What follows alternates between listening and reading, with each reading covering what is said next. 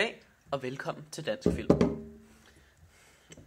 I filmens historie i dag optræder mange personer, opfindere, videnskabsmænd samt visionærer, som alle har haft en indflydelse på film som medie. Film har ændret sig gennem tiden, hvilket har været på grund af teknologisk udvikling.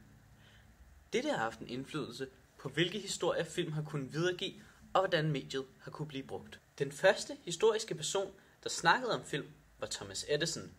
Han sagde i oktober 1888, I am experimenting upon an instrument which does for the eye what the phonograph does for the ear. Altså, han vil have et instrument, der gør det samme på øjnene, som grammofonen gør for ørerne. Noget, som giver øjnene en ny oplevelse, de aldrig har fået før. Nogle af de første nøglefigurer i filmens historie er Lumière-brødrene og Georges Méliès, begge to fra Frankrig. De første film, Lumière-brødrene lavede, var dokumentarskildringer af dagliglivet. En slags serie med levende fotografier. For eksempel deres allerførste film, som viser fabriksarbejdere på vej hjem.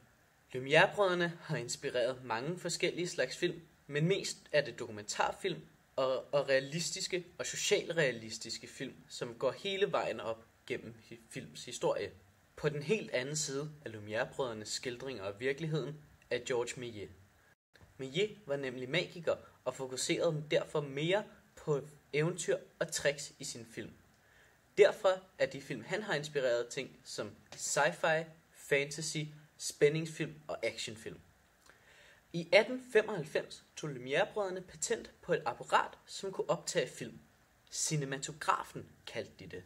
Cinematografen blev faktisk opfundet af franskmanden Léon Bouilly i 1892, men det var først i 1895, at Lumière-brødrene tog patent på den.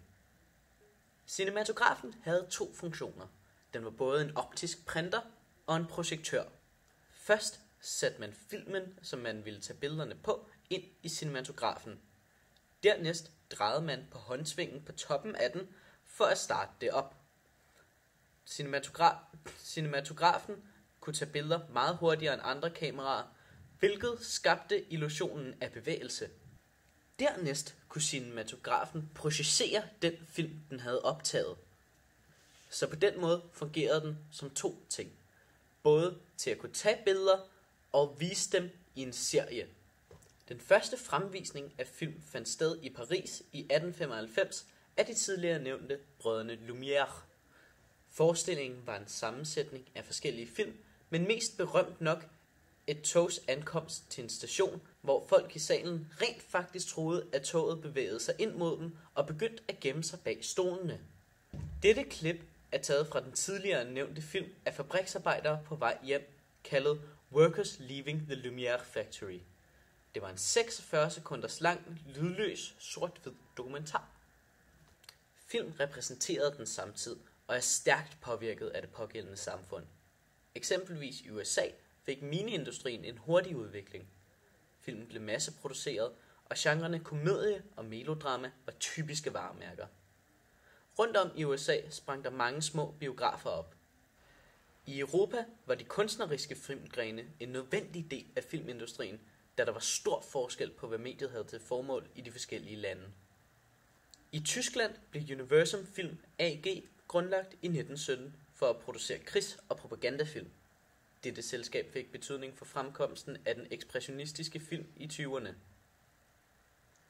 Den tyske film gik i midten af 20'erne over til mere realistiske genrer, og omkring 1930 til klar socialrealisme.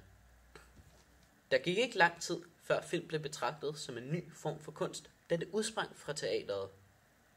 På samme tid var det også meget nemt at lave adaptioner fra alle mulige andre medier, såsom bøger, ind til film, hvilket gav historien, de overbragte, en helt ny måde at blive oplevet på. I 1910 kommer det første håndholdte kamera, bedre kendt som aeroskopet. På samme tid med, at det var det første håndholdte kamera, var det også det første kamera, der ikke behøvede et håndsving. Altså kunne det, når man havde sat det i gang, selv blive ved og ved med at tage billeder uden nogen menneskelig input. Den første succesrige biograf blev grundlagt i Pittsburgh i 1905. Den satte standarden for alle moderne biografer og den blev kaldt The Nickelodeon. Men allerede i 1908 var der over 1000 forskellige biografer i Nordamerika, som tilhørte de 3 store kæder, The Nickelodeon, Gems og Beetlejuice. Der er dog meget få biografer tilbage fra den tid. Den ældste eksisterende biograf er Korsør Biograf, som blev grundlagt i 1908. Siden de første fragmentariske filmoptagelser er filmen vokset, både teknisk, økonomisk og indholdsmæssigt. Filmen fandt hurtigt sin plads, især i underholdningsbranchen, som sin egen industri med arbejderklassen som et sikkert afsætningsmarked. Det var en stadig større masse af lønarbejdere og deres kummerlige leveforhold, der først muliggjorde den kommercielle udnyttelse af filmen. Filmen fremstod som en lokkende og økonomisk overkommelig adspredelse fra langt hårdt arbejde og små overfyldte boliger. Senere blev den så tilpas fin, at også middelklassen kunne udnyttes økonomisk af filmindustrien. Allerede i dens første årti havde filmen befæstet sin rolle som dramatisk fortællende medium. Den overvejende del af filmproduktion i Vesten blev derefter viet mod produktionen af spillefilm, og biografteatrene voksede frem som paddehatte. Folks grå hverdag og underholdningsfilmens evne til at farvelægge den var det økonomiske grundlag for dens produktion. I 1920'erne begyndte man i højere grad at producere film med fælles karakteristika, og det her var begyndelsen for filmgenre. Specielt westerns og komediefilm var meget populære i 20'erne. Nogle populære skuespillere fra den her æra er for eksempel Charlie Chaplin og komedieduoen Harold Lloyd og Harry Langdon, bedre kendt som Gøg og Gokke. Lydfilmen fik sit gennembrud i 1927 med filmen The Jazz Singer fra Warner Brothers. Lyden var optaget separat fra filmen, og det var mest musik, men der var også enkelte dialoger. Måden det her blev gjort på, var ved et apparat kaldet en vitafon. Det vitafonen kunne, var, at den kunne spille lyden og filmen samtidig, hvilket man ellers havde haft problemer med før i tiden, da man ikke kunne synkronisere de to ordentligt. I starten af 1930'erne kom gyserfilm op, såsom Frankenstein i 1931 og Dracula fra samme år. I 1950'erne går det nedad for biograferne, da over halvdelen af den amerikanske befolkning har fået fjernsyn. Filmindustrien så det som en alvorlig trussel og svarede derfor igen med 3D. Den allerførste 3D-film blev vist i 1952, og det år producerede Hollywood omkring 30 forskellige 3D-film. Disse 3D-film havde dog de samme problemer, som de har i dag. 3D-brillerne var irriterende at have på, og der var mange folk, der fik hovedpine. Derfor faldt interessen. Op igennem 60'erne så man en mere frigjort holdning til vold og sex i film. Af store begivenheder kan nævnes Psycho i 1960 af Alfred Hitchcock og Marilyn Monroe, som døde af en overdosis i 1962. 1962 er samtidig også det år, den første James Bond-film kom ud. I 1968 udkom der en meget eksperimenterende og nogen ville sige vanvittig film.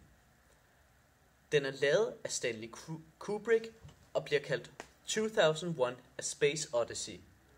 Denne film er højst anbefalesværdig for den psykedeliske optagelser og opfindsomhed og dybe budskab om menneskens udvikling fra urmennesker til teknologiske eksperter. Film er kommet lang vej siden deres spæde begyndelse. I løbet af 1920'erne begyndte man at have film med lyd og dialog mellem karaktererne, og det er kun gået fremad derfra. Selvfølgelig er teknologien blevet bedre og bedre, og billedet og lyden har fået bedre kvalitet. Men i slutningen af 1930'erne fik man også farver på film. Dog blev det først udbredt omkring 1950'erne til 60'erne. I starten var farverne meget udvaskede og matte, men som teknologien skrider fremad, er farverne også blevet meget klare og skarpe. Siden 1910 har man brugt forskellige special effects til at få billeder, som ellers ville være umulige. I løbet af årene er disse effekter blevet bedre og bedre og brugt til mere og mere i filmene. I starten var de her effekter ikke meget at skrive hjem om, men i nyere tid er disse effekter næsten umulige at skille fra virkeligheden. I dag er der film for alle. Store, små, mænd og kvinder. Man behøver ikke engang tage ud af huset længere. Med servicer som Netflix og Viaplay kan man nyde de sidste 50 års kultur direkte fra sofaen. Film vil formentlig altid være med os, ligesom bøger og teater stadig er. Men det er altid spændende at se, hvad fremtiden bringer.